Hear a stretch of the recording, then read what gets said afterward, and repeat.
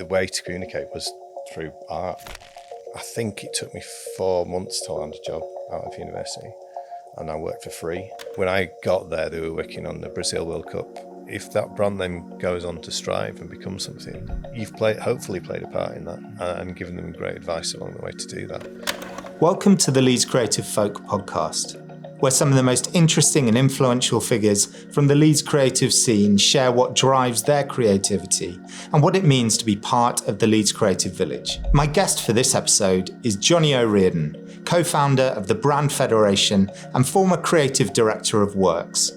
We talk about finding his voice through skateboard art, designing for the World Cup, and why the Leeds creative scene works best when we just get together and talk.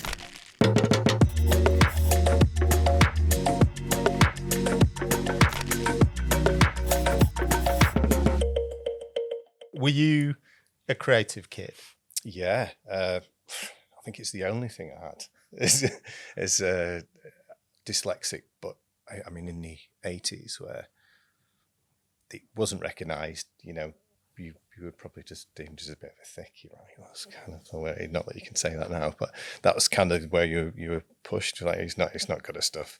So the way to communicate was through art, right? And that's how I could get my skills on paper and tell a story. Was that from a pretty young age? Yeah. I mean, I used to do really boring stuff like draw loads of birds out of like bird books, copy them, and then I'd probably moved into sort of more trying to tell a story in the picture. I remember doing a drawing when I was probably like, I don't know, 7, whereas my mum still got it. She loves it. I'm hugely embarrassed by it, but it's a little boy that stood looking through a doorway, but there's nothing in the doorway, and he's kind of just, and you see the back of his head. I was like, I'm still quite amazed though. I was like, what was I thinking there? At that kind age. Something that made you think about what you're looking at. I think it probably started there, and then about 8, 9, I got into skateboarding, and that really kind of turned my world to graphic design a little bit more than just art. Although art, stayed maybe through school and painting and all that stuff, but I really dived into that skateboarding world. Yeah, that's really interesting. I guess when you're talking about it, it makes sense, but I would never have particularly thought that of skateboarding as a way into that kind of design and art world. But that's really cool. I think it did a lot because it's quite. Skateboarding was really kind of big on video, the fisheye lens and all that kind of. We used to, later on when in my teens, used to try and film ourselves on Cinecam and things like that, and I wasn't any good in on the shots, but it was just interesting because there's a whole world of stuff in skateboarding. So when you were sort of in that skateboarding world and then moving into that, were you, as well as having a real interest in it, were you doing a lot yourself? Were you designing stuff, decorating boards? Especially like, I wasn't decorating boards, but I was just pads of kind of more graffiti type styles, trying to like develop my own typography and stuff like that. Didn't have any qualifications, only art I passed. So when, obviously that art was the only thing that, school-wise that you had an interest in. Yeah. Was there any kind of sense at that age in your teens of, I'd love to do a job that involved this, or at that point were you not really thinking about it? Were you just sort of seeing, going wherever you went? Yeah, I think at like 16 I just want to have a good time. I think it was my dad that kind of he run a local kind of supermarket, and he got me to do loads of POS and kind of like do some design with a local design studio. And then I realised that you could kind of commercialise that art in a way and start making money from it. I mean, I took from 16 to like 19 not working in any profession really. And then I went to Lancaster College, which was 25, 30 miles away from where I was, and I used to have to hitchhike to go get the bus, and the bus was in Greenodd, which was 10 miles away. Get on the bus, go all the way to Lancaster, come back. So I'd realised that I was dedicated to trying to get out of that. How long did that take you? Oh yeah, it was round trip. I don't know, I'd set off at 6 in the morning, wouldn't get back till 7 at night or something, just to get to college. And you stuck at it? Yeah, because I did the like a foundation course. And it was there that I kind of got more of a hunger. I think I was telling you before, the modules where you kind of do, where you do sort of 3D kind of design, and you do more fine art, and then there was a graphic design element to it. And I immediately took to that. And I think, again, that's skateboarding part. I was kind of more led to that. So, yeah, then it was there back to Leeds University, Leeds Beckett it is now, it's Leeds Metropolitan at the time, and the graphic and art and design course there. But it was very art and design, it wasn't just graphic design. So I did move into motion a little bit there and did a lot of stuff in Flash at the time and animation stuff. I think from there it's then you come out, don't you, into the real world and have to get a job, which is the next hard step.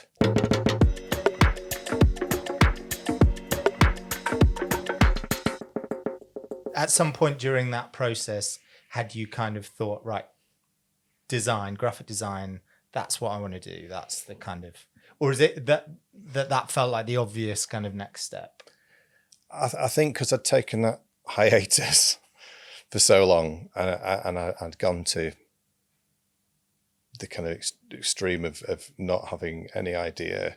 But I was just that little bit older. So I was 21 when I went to university. So I had kind of done a lot of the partying as well. So I was very driven to kind of go down that route. I knew kind of what I wanted. I didn't know where I wanted to go, whether it be branding or the motion side of things. I was still figuring that bit out. But I was definitely interested in the graphic design part of it. That was really kind of like still my passion from like early skateboarding, and the logos that were in there, and the retail kind of, the fashion based brands that were on skateboarding things. So can you give us a kind of almost like a little kind of whistle stop tour through taking you from that point to what you're doing now? Yeah, well, I think it took me 4 months to land a job out of university, and I worked for free. I got an in. As usual, it's like you know somebody, you get through the door. They offered me the opportunity to just kind of work with them to build my portfolio. I took it, and I worked for free for a couple of months. They were working on a pitch, and I said, "Can I have a go at that?" And I just stuck my neck out and did it, and they actually loved everything I was doing. So it was like, then they hired me as a junior designer, and I left there to then, I think after 4 years, and that's when I went to Red Squirrel Media, which we were working with DEFRA and startups with the LEP, so they're funded, so giving people sort of startup brand packages from website to little mini photo shoots and their logo and mini guidelines and things like that. And that company got taken over by Turnkey, which is agency TK now. I think they kind of rebranded it. I became part of the TK team and kind of was the senior designer then.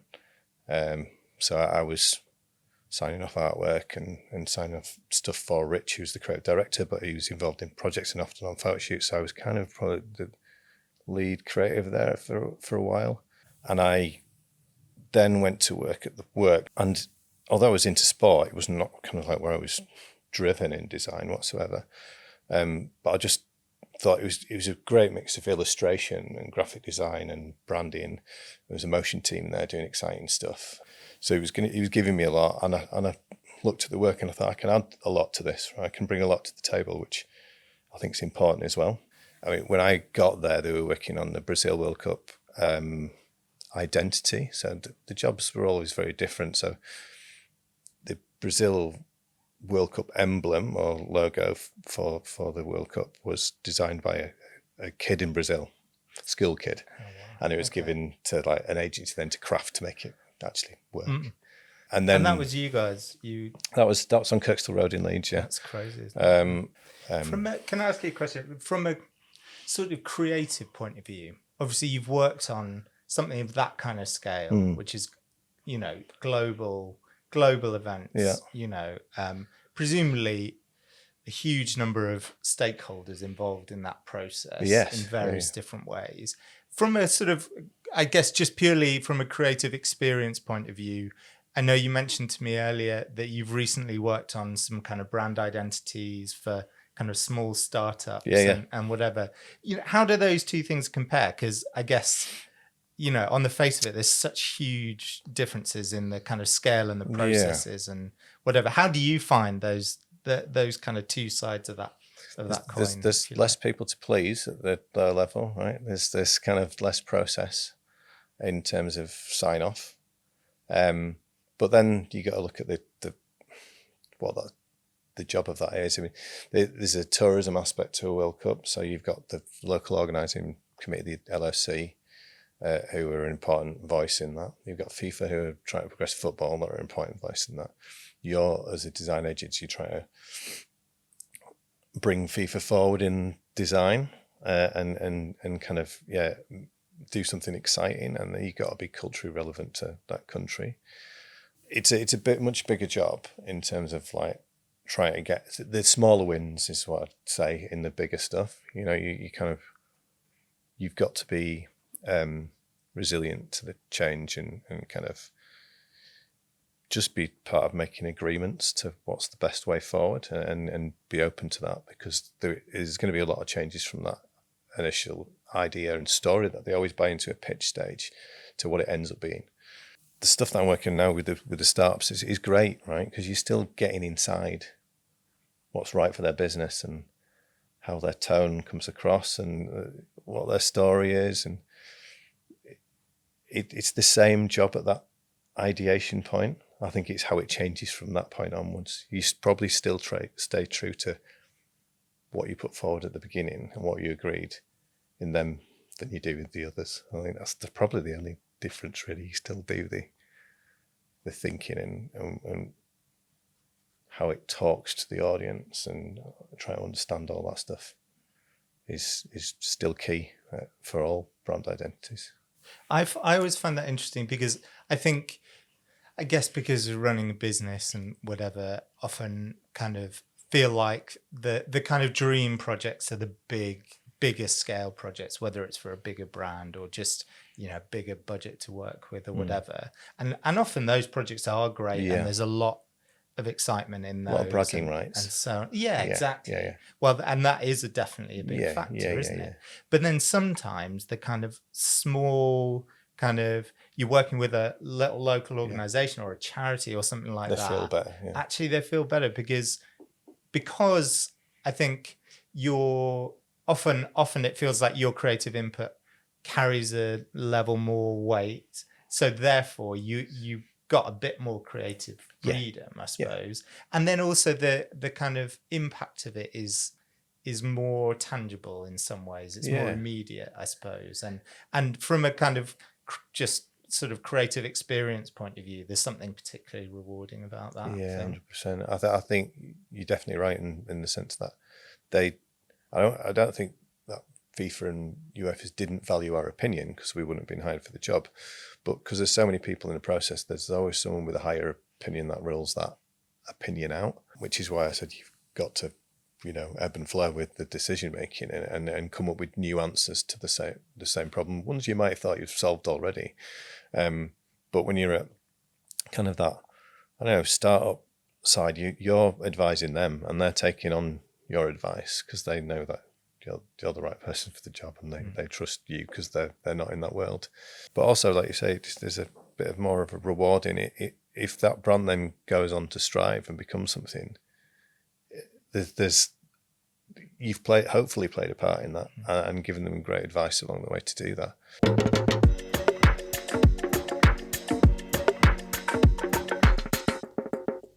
When you're kind of working on whatever it is, whether it's a kind of brand identity or something like that, and you're looking for inspiration, you're looking for ideas. One thing we talk about a lot here is sort of how you can look at the obvious sources of inspiration for us are, whether it's TV ads, film, TV, that sort of thing, but trying to look outside of that. So for us, it might be looking more into the design world or into photography or art. Yeah. Do you have any other kind of like go-to sources of kind of ideas, inspiration, maybe beyond your immediate kind of sphere? Yeah, look, I just think all of it can influence you. So you've just got to can be open to it. Get that input. So architecture, the stuff comes out of that. That's amazing, and just looking at the physical side of that and how that could be brought into things. But yeah, culture. I buy loads of books. In fact, I got a book from Village. Do you know what Village is? It's in Victoria Arcade in Leeds. It's above the skate shop, weirdly. Right. That lured me in. The skate shop's called Welcome. And you go upstairs and there's a bookshop upstairs, and that's great. Cool. It's got sort of music books, culture books, graphic design books. But there's a book there, I'm trying to remember the name of it. It's basically, there's 20,000 shots from postmen around the UK. I've all kind of been tasked with taking these shots, and some are, really good. Some are like these beautiful views. Some are really just candid moments, and some are really kind of like just the mundane, day-to-day kind of life. But this book's kind of really captured this world of a really postman. Cool. But it's like stuff like that is very kind of documentary style. So you look to that, and that could inspire a style. But yeah, graphic design's the same. It's all just looking around and old stuff.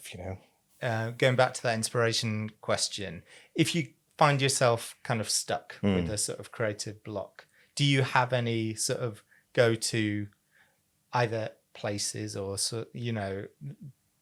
techniques or anything like that you kind of go to if you're struggling to come up with an idea?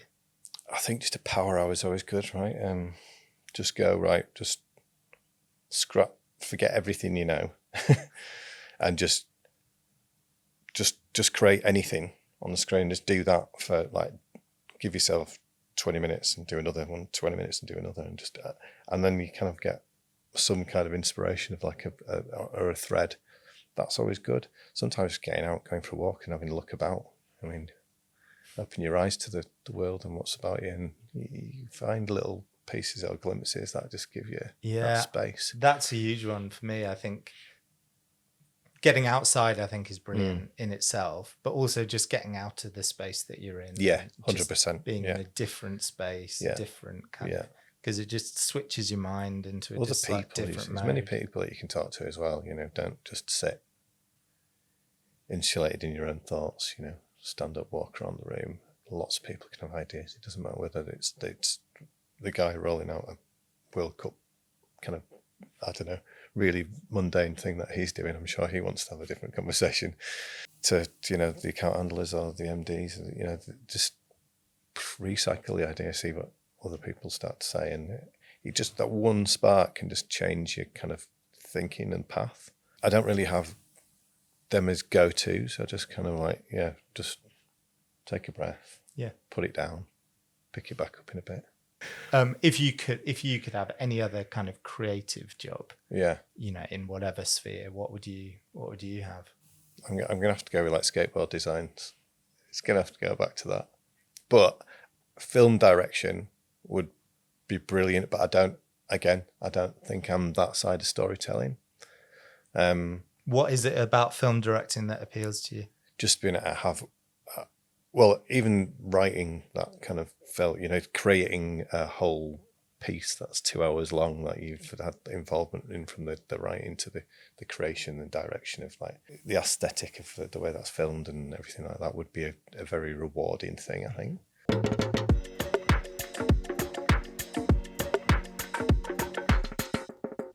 Over the time that you've been working in Leeds, how have you seen the creative scene, creative industries evolve and change?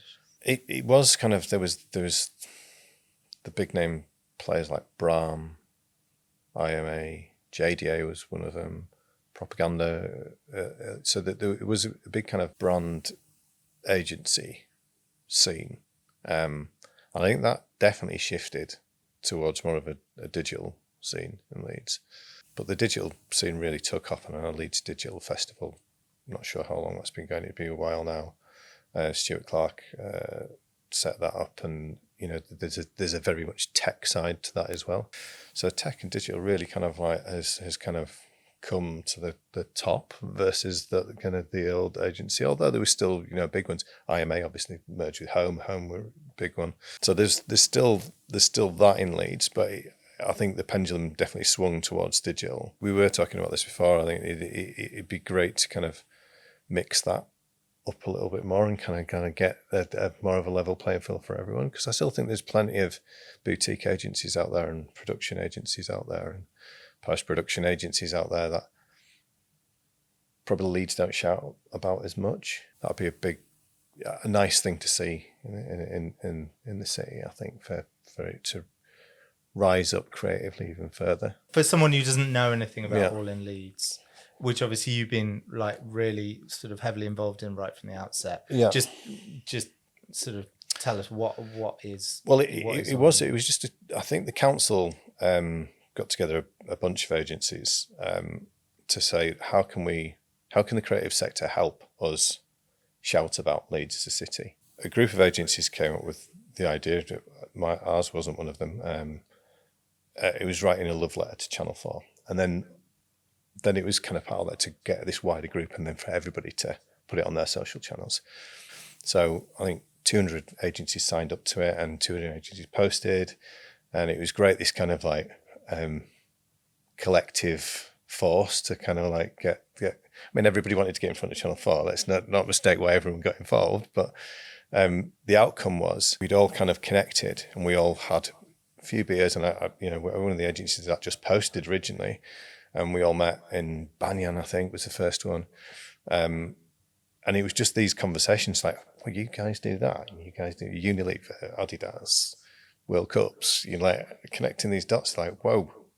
But yeah, it was just them conversations just went, this is too good to lose, right? Let's continue that and build a community where a space where people just connect and have them conversations that are not badges with name badges on. It's just to like, let's just get everyone together, have beers and make an opportunity for people to chat about what they do.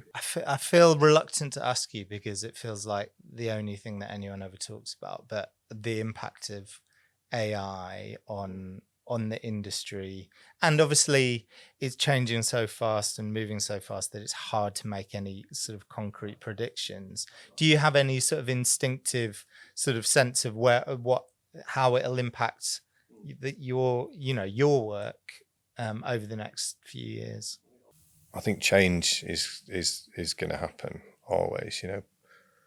The cinema didn't want Netflix. They didn't want kind of that. They never knew it was coming, that one. But if the people in the theatre didn't want the cinema, it's kind of a historic kind of like progression to like, okay, there's going to be a set of people that don't want AI, and it is going to impact jobs. I feel for like the people coming into the industry, because junior level jobs are going to, on certain things, are going to, development and things like that is going to make it a real hard barrier to entry, because you could probably get AI to do a lot of that stuff. From a graphic design side, it hasn't quite got there yet, but it's, illustrative side, it's doing some crazy stuff. It's hard to get the right direction level, but there's things called Shref codes. Have you heard of them? Yeah. Shref codes are like predetermined kind of codes to get a style out of, say, something like Midjourney, and you put a Shref code in and it'll produce your direction in that style. So you can almost start to get a lot more consistency, which was always the problem, the randomness. Yeah. I think that's probably mainly where I sit with it, that I think it's worth having all the debates and thinking about it a lot. But alongside that, you've got to get on board with it, because otherwise you are just going to get left behind. And you're not, as much as we need to think about it and need to think about how we handle it, we're not going to be able to stop it or sort of pull it back in any way. So unless you're sort of doing your best to keep up with it, to use it, to we use it in our day-to-day work, in our post-production, and it speeds things up in all sorts of different ways. And in a year's time there'll be a load more ways. And so as much as I'll continue having these conversations and hopefully there will be some kind of regulation around it, to what extent that's possible, I am still unsure. But in the meantime, I think you've kind of just almost got to get on Got board. to, yeah. I think, like I say, we've got to use it as a tool like anything else. And I think that's, we've been adapting with tools, technology for a long time.